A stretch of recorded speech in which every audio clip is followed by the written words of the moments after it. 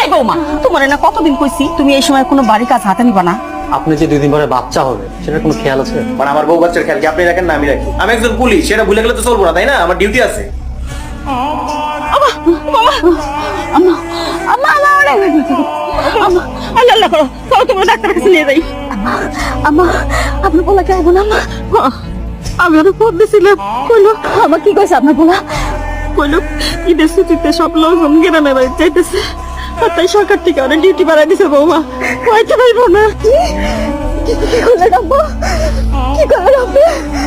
নিজের বউ বাচ্চার দায়িত্ব পালন না করে সে দেশের দায়িত্ব পালন করতেছে, দেশের মানুষের দায়িত্ব পালন করতেছে, অন্যের বউ বাচ্চাকে আমরা ঠিকভাবে বাসায় যায় এই দায়িত্ব পালন করতেছে, নিজের বউ বাচ্চা যে মরে যাইতেছে খবর নাই স্যার।